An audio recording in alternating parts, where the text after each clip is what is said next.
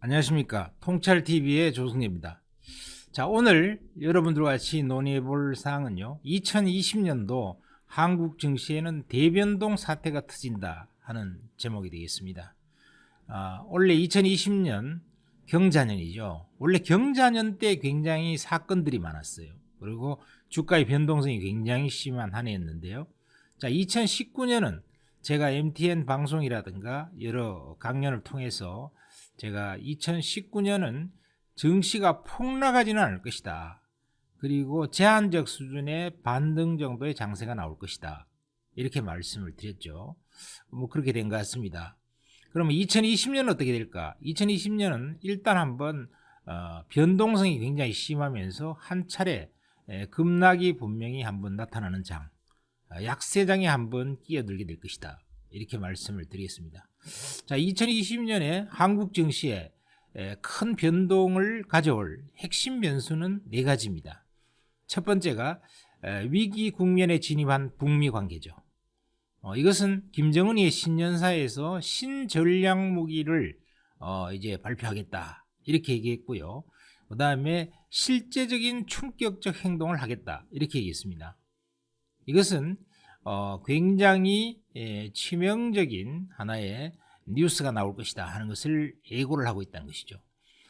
여기서 나오는 신무기가 무엇일까 하는 것은 아마도 위성 아니면 그 다음에 또 하나는 중성자탄이 될 것이다 하는 것이 예고되고 있습니다. 이 중성자탄이 터지게 되면요 어떤 일이 발생하는가? 약 한 수십만 정도의 사람들이 그냥 전멸하는 그러한 살상을 하게 될 것이고요. 그 대신 파괴력은 좀 적습니다만은 실질적인 전쟁터에서 사용해 볼 수 있는 무기가 되겠습니다. 워낙 치명적이라서 미국이나 러시아가 개발을 했지만은 폐기 처분했던 그런 것인데요. 김정은이가 이걸 공개를 하면서 협박을 한다 하는 것이죠.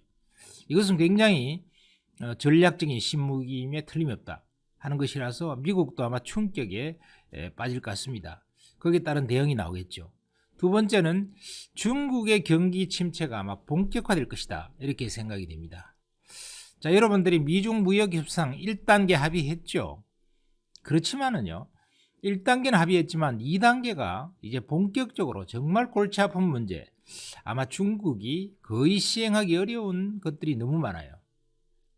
2단계 협상의 핵심을 보면은 보조금 지불 문제라든가 또 미국, 중국의 어떤 기술 탈취 문제, 뭐 이런 것들이 다 들어가 있거든요. 그래서 이런 것들은 정말로 중국이 중국몽을 이루기 위해서 꼭 시행하려고 하는 그런 조치들이단 말이죠. 그렇기 때문에 아마도 2단계는 굉장히 어려워질 겁니다. 그렇게 되면 다시 1단계에 대한 1단계에 대해서 또 브레이크를 걸고 나올 가능성이 굉장히 높죠. 그 다음에는요, 중국 자본이 이탈될 가능성이 굉장히 높습니다. 이건 미국의 CNN이 보도한 것인데요. 이미 중국에서는 지방은행이 부도가 이제 막 나오기 시작했죠. 본격적으로. 그리고 중국 정부도 이 지방은행 부도에 대해서 책임을 못 져주겠다 이런 입장을 취하기 시작했습니다.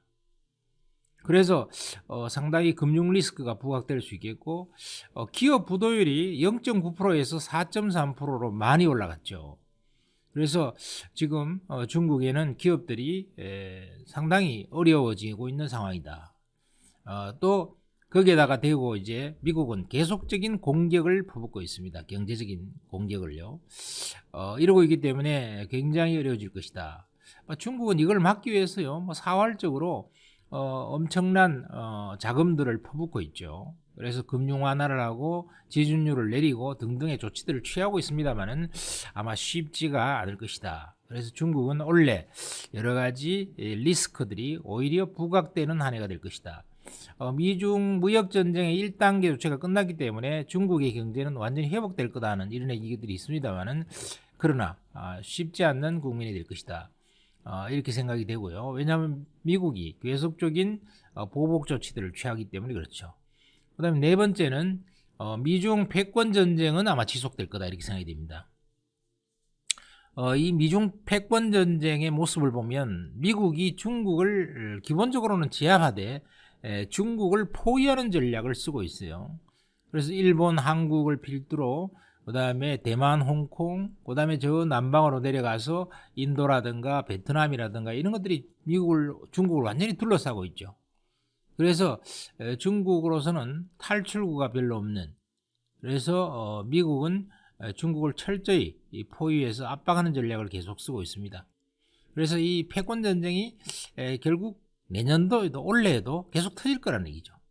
거기에 따라서 한국 증시는 이런 리스크들이 2차 미중 협상이 진행됨에 따라서 또 몇 차례 악재들이 노출될 가능성이 상당히 높습니다.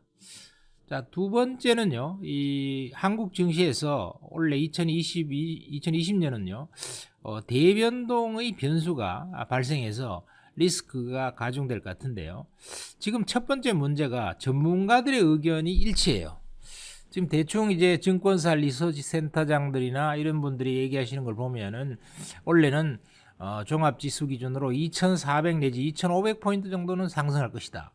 반도체 경기도 돌아서고 그다음에 미중 무역 전쟁도 합의가 되고 이래서 좋은 변수들이 너무 많다. 그래서 경기가 바닥을 찍었기 때문에 원래 좋아질 것이다. 이렇게 의견이 일치하고 있단 말이죠. 그래서 항상 증시는 보면은 전문가들의 의견이 일치하게 되면 통상 주가가 별로 좋지 않았어요. 그 해에는. 근데 대부분의 전문가들이 전부 다 원래 증시는 2,400 정도까지 올라갈 것이다. 전고점까지 올라갈 것이다. 이렇게 보고 있기 때문에 증시가 한 차례 거꾸로 주가가 한 차례 내려올 가능성, 그 다음에 상당한 충격이 한 번쯤 나올 가능성이 대단히 높다 하는 부분을 우리가 생각을 해야 되겠습니다. 생각만큼 원래 증시가 강세가 안 될 확률이 높다는 얘기예요. 두 번째는 중국의 금융 리스크가 원래 터질 것 같습니다. 아무리 봐도. 물론 중국의 금융 리스크가 있다 한들 제가 봤을 때는 일각에서 얘기한 중국은 원래 망한다. 중국은 파산한다. 중국은 엄청난 금융위기에 빠질 것이다. 이런 것은 틀렸다고 봅니다. 왜냐하면 중국은 이미 GDP가 13조 달러 이렇게 올라가 있죠. 12조 달러, 13조 달러가 있는데요. 이 정도로 커지게 되면 결국은 세계가 다 망가질 수 있는 부분이 있기 때문에 그런 것은 세계 각국의 공조로 인해서 금융 위기 수준까지는 빠지지 않을 것이다. 이렇게 봐집니다. 그렇지만은 부분적인 이런 충격은 원래 나올 가능성이 대단히 높아요. 왜냐하면은 부채가 너무 많아서요.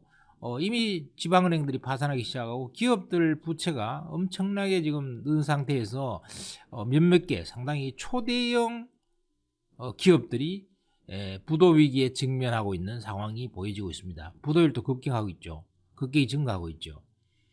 이렇기 때문에 우리는 중국발 소규모의 금융 불안이 원래 부각될 가능성이 많아요. 그래서 거기에 작은 충격을 줄 가능성이 높은데 중국이 충격을 좀 받으면요 한국 증시도 충격이 올 가능성이 높고요. 그것의 사전적인 우리가 체크해 볼 사항은 위안화의 환율입니다. 환율이 제일 민감하기 때문에 위안화 환율을 우리가 한번 체크해 볼 필요가 있다는 것이고요. 그다음 세 번째는 북한 리스크가 원래 분명히 터질 것 같아요. 자, 원래 북한 대북 리스크는요 어떤 면에서 보면 원래가 북한의 핵무기를 해결하는 변곡점이 될 가능성이 높습니다. 왜냐하면 북한 입장에서도 지금 굶어 죽기 직전이에요. 전력 사냥이 얼마나 심하냐면 평양의 아파트들이 지금 한 4시간 정도, 하루에 4시간 정도 전기 공급이 끊깁니다. 평양은 어떤 도시입니까? 2,500만 중에서 100만 명의 북한 최고의 엘리트들이 사는, 최고의 부자들만이 사는 그런 동네인데요. 거기에 하루에 4시간 정도 정전을 할 수밖에 없는 상황이라고 하는 것은 북한이 경제가 엉망이라는 것이죠. 그 다음에 무산 최대 철광석 광산이 약 10,000명 정도, 10,000명 정도의 인원이 해고가 됐다 이거죠. 해고가 된 게 아니고 완전히 철광석이 문을 닫은 거죠 지금. 왜? 전력난 때문에 광산을 돌릴 수가 없다는 거예요. 이 정도라면 북한도 심각하거든요. 따라서 북한도 느긋하게 한 2, 3년 내다보고 시간을 끌 시간이 없어요. 쇼부를 빨리 내야 된다 이겁니다. 그런 입장이고 미국도 지금 대선 문제 뭐 이런 것들이 다 걸려있기 때문에요. 올해 중으로는 북한에 대해서 핵무기를 어느 정도 해결하는 그러한 상황이 나와야 된다 하는 측면에서 올해는 북한이나 미국이나 양측 다 뭔가 결정적인 변곡점을 만들어서 북한 문제를 이리 좋아지는 방향으로 가든 나빠지는 방향으로 가든 해결할 수밖에 없는 상황이 돼가고 있어요. 따라서 이 대북 리스크가 분명히 안 터질 거고요. 그런데 문제는 김정은이가 이제 강력하고 장기적인 그러한 군사 강국으로 핵무기를 계속 보유하는 전략으로 가겠다는 것을 이미 연초에 선언을 해버렸어요. 이건 돌이킬 수가 없죠. 그렇다면 강대강으로서 굉장히 큰 대북 리스크가 발생할 수밖에 없겠다. 거기다가 미국도 전쟁 준비를 하겠다 이렇게 나왔기 때문에 이 리스크에 대한 변수를 우리가 생각해야 될 것 같습니다. 자, 그래서 결론적으로는요, 2020년에 한국 정치를 통찰한다고 하면 원래 여러 가지 문제 때문에 한국 정치는 한 차례 충격이 폭락이 한번 온다 이렇게 보셔야 될 것 같습니다.